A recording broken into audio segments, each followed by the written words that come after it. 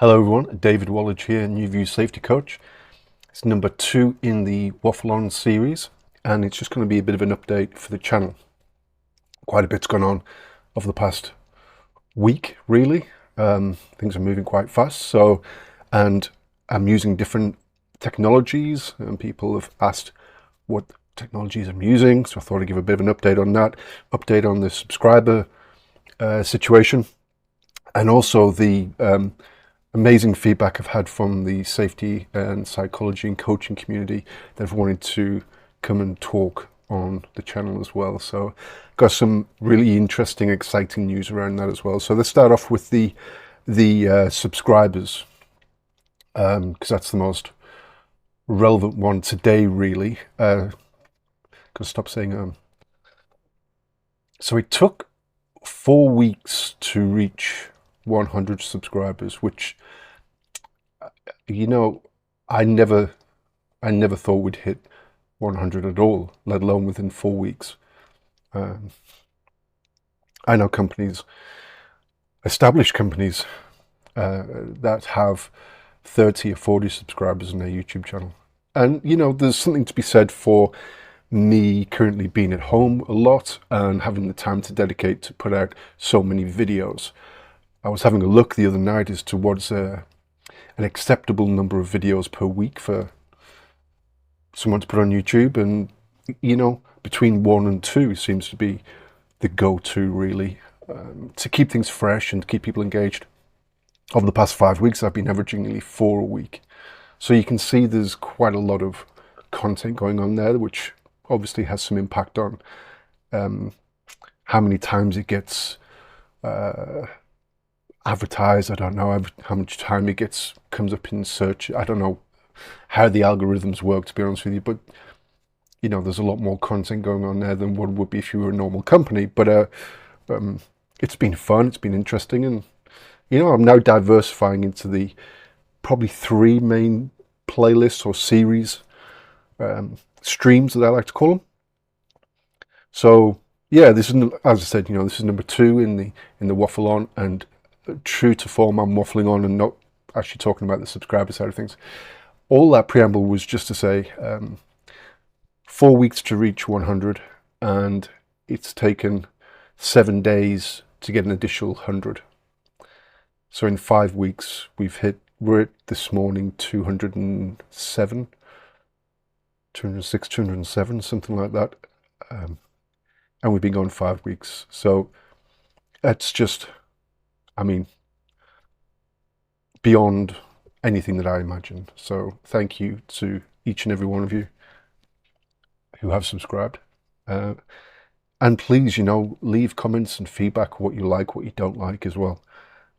I'm just freewheeling this and doing what I think is right, and guarantee it's not what everybody wants. So some feedback would be awesome. Thank you. What else do I want to talk about? Oh, that's right, future interviews, so podcasts, whatever you want to call them.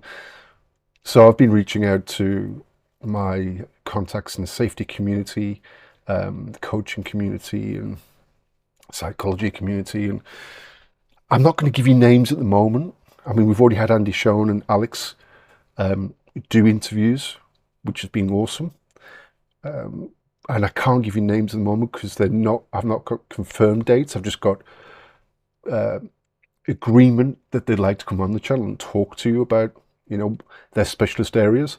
But we've got senior leaders in coach training, safety psychology, safety consultancy and coaching itself. Got published authors who want to come on and talk about safety psychology, New View safety, and how coaching can help bridge that gap between, I was going to say work's imagined and work is done, between safety methodology is desired and safety methodology is implemented, I suppose you could say. We also have senior practitioners in New View safety as well. Next week we may be able to bring you one of them as well. So there's just so much going on in that area, and that's probably going to, my current biggest playlist is the Don't Watch one because I talk about a lot of my blog posts, which I've already created, and I've already got a lot of that material, but this one's looking to be pretty strong as well, to be honest with you. And I quite like them. I get to talk to, it's not just me talking to me like a crazy person locked in the room. I get to interface with and talk to and pick the brains of these people, which is just fascinating for me. So some of the questions I've had around the application I use for my podcasts or interviews, my post-production side of things as well. So I decided to cover them off a little bit in here and put some links down in the description below. I'm not advocating, I've not been sponsored by these companies. I'm getting no money. They don't know I'm doing this. I'm just doing it because it was a question I was asked, and I thought I'd put it out there. I haven't used any other alternatives.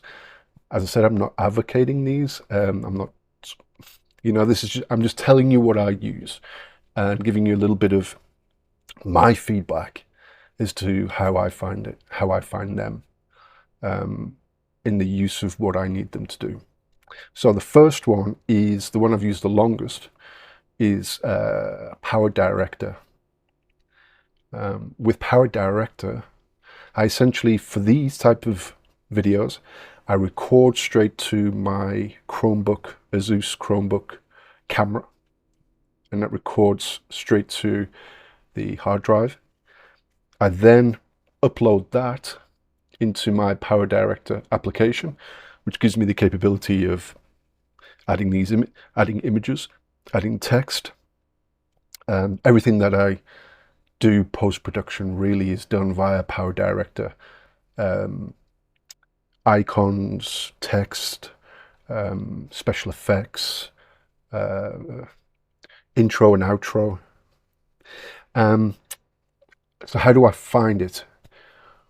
I'd not done any post-production or production work prior to using this. I'm nearly 50. I used to be pretty tech savvy, believe it or not. But the older I get, the faster it gets, and the older I get, we're just no longer aligned. But so I've done, how many videos now have I done? I think it's 14, 15 videos for the channel. And you know what? I'm in a groove now with it. I know where things are. I can easily access my Google Drive to pull images off and screenshots and videos, and I know where the text things are. I know it's pretty intuitive, I've got to be honest with you. It's not something that when you first start anything new, obviously you get a bit, what's all this? But it's pretty good, I've got to be honest with you. The only problem I find with it is I run the application on my Chromebook, and occasionally, especially if it's a large file and it's taken a while to process it before it goes to YouTube, it can crash. It's crashed 3 or 4 times in 5 weeks, and it's not the end of the world. Generally, it saves it before it dies, so you just reboot everything and then pick up from where you left off. So it's not the end of the world, but it can be a bit annoying at times. What else about it? So I create it all in there, and then I then tell it that I want to export it to YouTube, and it asks me, what high definition, standard definition, 4K, whatever it is. Select that, and it then processes that video in preparation for being uploaded to YouTube. It processes it and stores it on my Google Drive, and I then go to YouTube, say that I want to upload a video. It asks me from where, tell it from where, and it uploads this pre-prepared post-production file that PowerDirector has created straight into there. Does the processing, takes an hour, hour and a half, whatever it is, to do all the processing there, needs all the checks it needs to do, and then that's it. That's pretty much it, to be honest with you. So that's become a lot quicker. My use of that's become a lot quicker since I since I've been using it now for 5 weeks, so that's not too bad. The newest one is called, and I have to check here because it's such a strange name. Well, I think it's strange, especially with the logo. They don't seem to go hand in hand in my mind anyway. The next application I use is for the interviews online. It's called StreramYard. StreramYard, with the logo being the duck. I don't know why for me, I just can't remember that name whatsoever. So stream and yard. And now I kind of speak it out. I kind of understand where the duck is. Maybe stream, duck. In a yard you find ducks. Yeah, I can kind of see, but it doesn't stick. Maybe it will now. I've gone through that process. Who knows? That's the one I use for the online interviews. So the one with Andy Schoen, the CEO from Southpack, and the one with Alex, the safety coach from Brazil. I use that with them, and I'd only done a quick test beforehand with my ex-work colleague, Bruce Brody. But you know what? That seems these apps now, you know, I mean, it's all online, this one, but these programs now,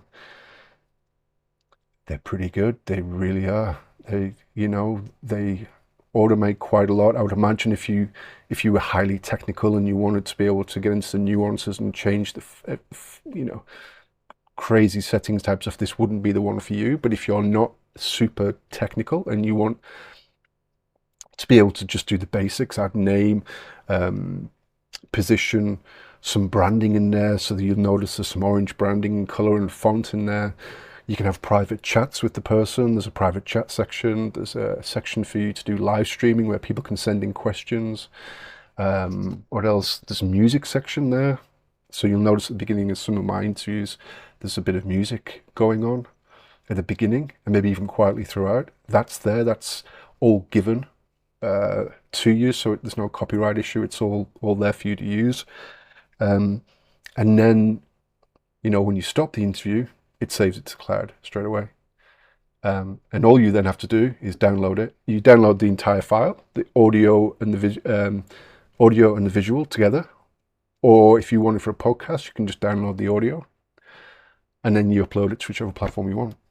I download it from StreramYard to my desktop, and then I upload it into PowerDirector, add an intro, add an outro, do any cutting, any editing that I need to do in the video as well.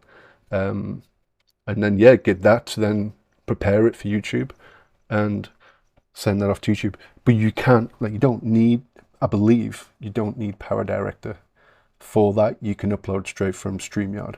And you can do some trimming and editing in StreramYard as well. But I've already got my templates set up in PowerDirector for my intro and my outro and a couple of the bits and bobs that I like to use. So yeah, it just seems to work for me. But yeah, so those are the two applications that I use. I thought I'd fill everybody in on them. And in case anybody else wants to start making any of these YouTube videos as well, because they're pretty cool. I quite like them. I've got to be honest with you. I know I've said that before, but it just surprises me because I never thought I would. Although I'm known for being a bit of a waffler and talking, I never thought I would like being sat in front of a camera and talking to a black hole essentially, and then uploading it onto YouTube. I've never been one for photographs, really. You know, everyone knows these people. Whenever the camera comes out, the person always starts kind of moving away into the background, or they manage to shimmy off to the side so they're not actually in the photograph. That's me. I'm not a I don't particularly like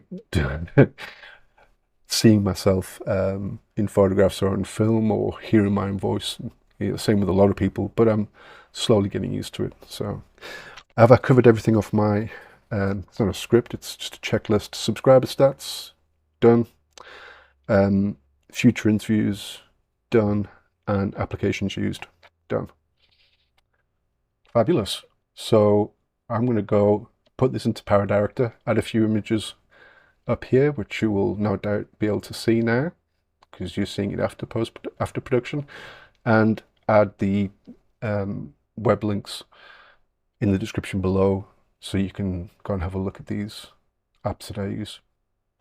Is there anything else that I wanted to talk about? I think that might be it. Exciting times. Exciting times. There's a lot going on. I don't know where it's going to lead to. I don't know what the end point is going to be.